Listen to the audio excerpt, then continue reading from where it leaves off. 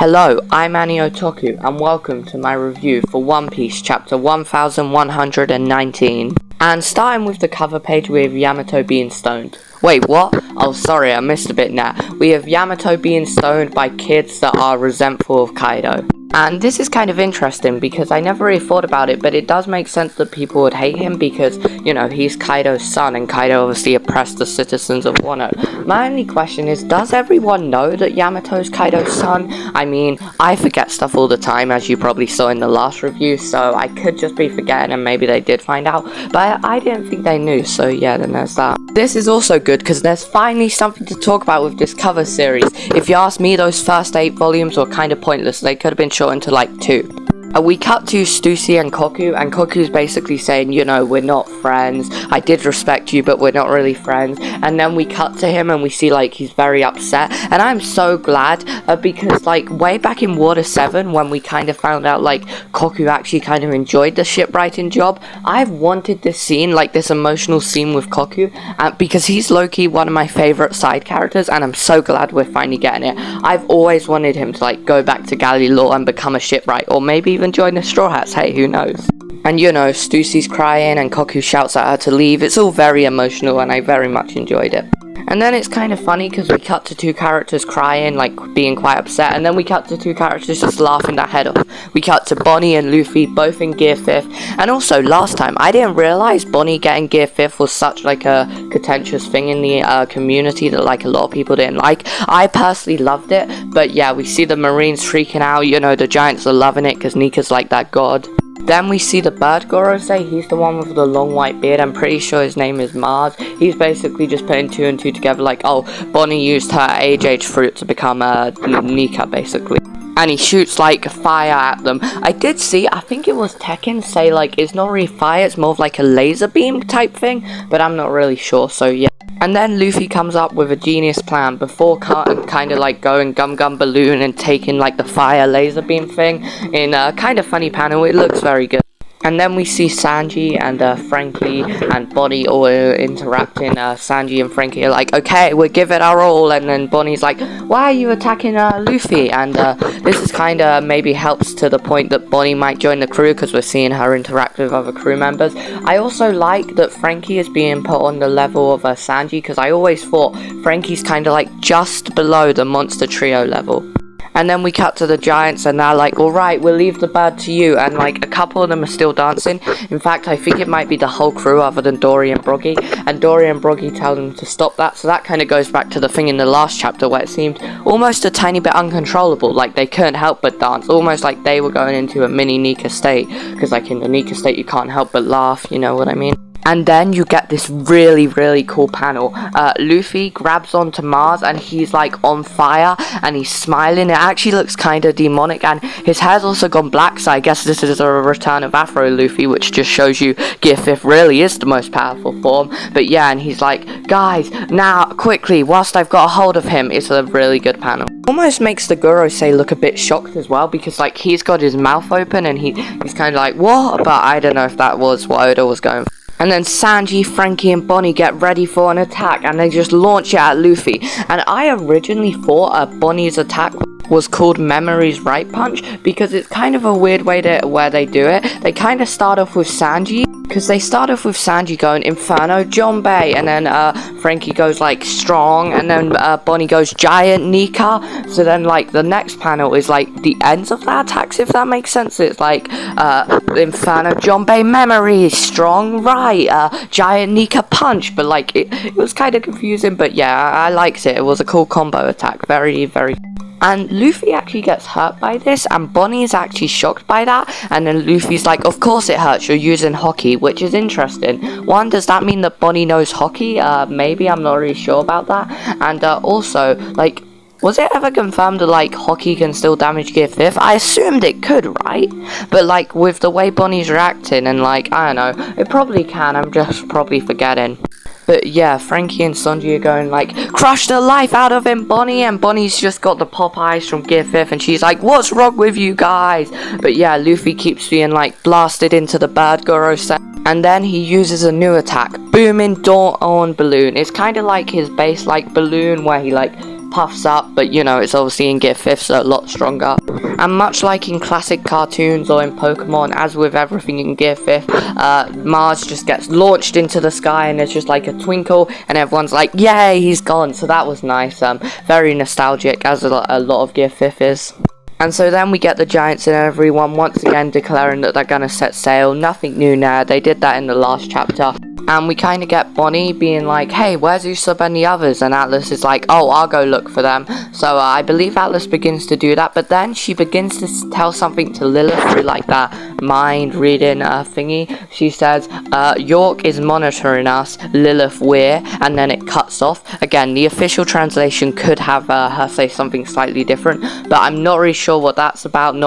I don't really have any theories about what she was about to say. But yeah. And then this scene got me so hyped, I generally ran around my room and was like, yeah, let's go! The transmission's back, because it's back. We cut to under the sea, the Giant's there, still sinking, I suppose, or maybe he's hit the bottom by now. We see the snail looking quite worn out, and then the transmission starts again. So, since kind of like what the message is saying is kind of like mixed in with the reactions, if I talk about the reactions first and then what the message says, I think that'll be the best way to do it.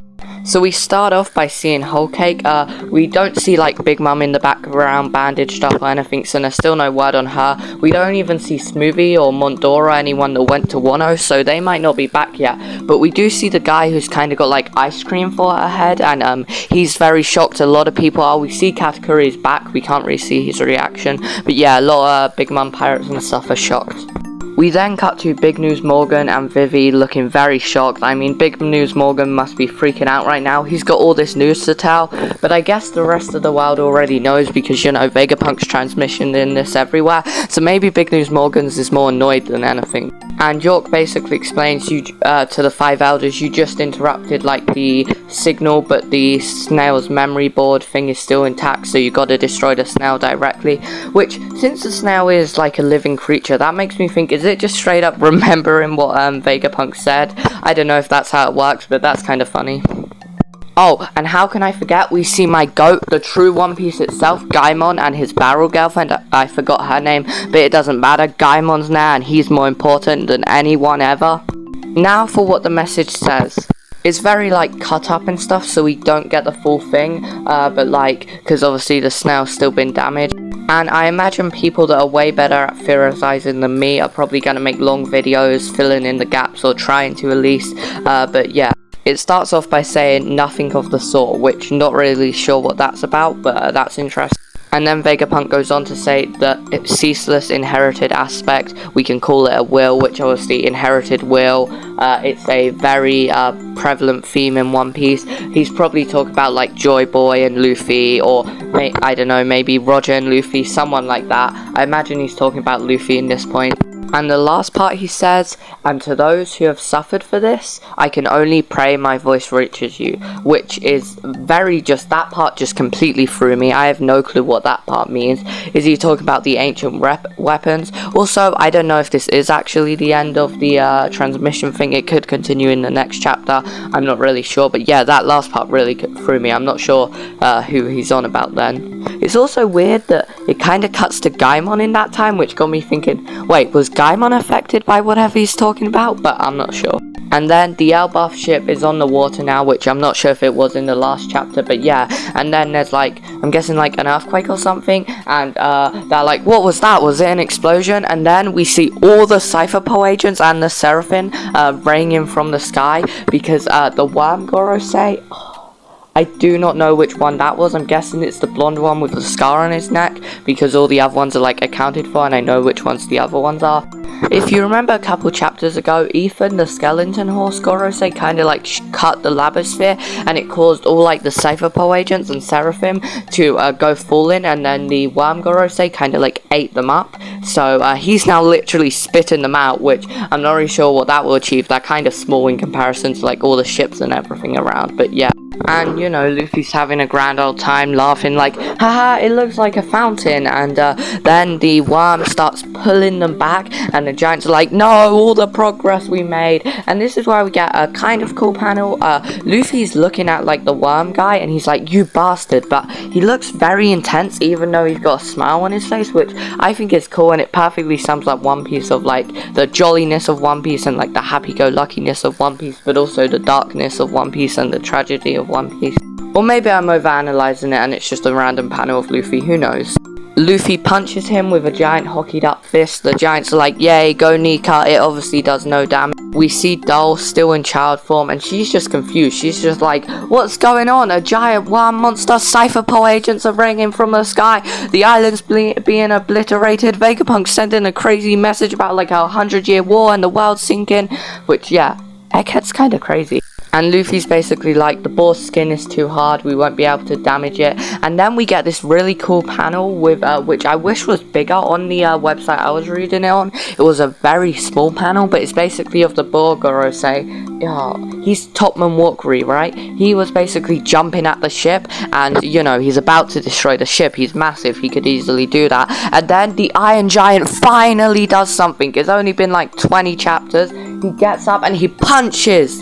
And I don't know if it does damage, I'm guessing not. I do have like a half-baked theory of like maybe the Ancient Kingdom had like some secret weapons that could actually damage the Gorosei, but I'm not really sure if he did take any damage. I don't think he did. But yeah, the Iron Giant finally did something. Oh yeah, and we do once again end on the Iron Giant cliffhanger, but this time it gives us something actually to think about, because the Iron Giant says, listen, Emeth, the time is here, and that's very interesting. My first thought, and I'm still kind of going with this, is that like Emeth was like a companion of Joy Boy, and like now Joy Boy's returned, so the Iron Giant's like, Emeth, companion of Joy Boy has returned, the time is here. Potentially Emeth was a Lunarian, because I do also have a theory that like Joy Boy's wings were like a Buccaneer and a Lunarian, and that's why both those races have basically been eliminated. But yeah, that was the chapter. Thanks for watching, like, subscribe, do all that good stuff, and I'll see you next time. Bye.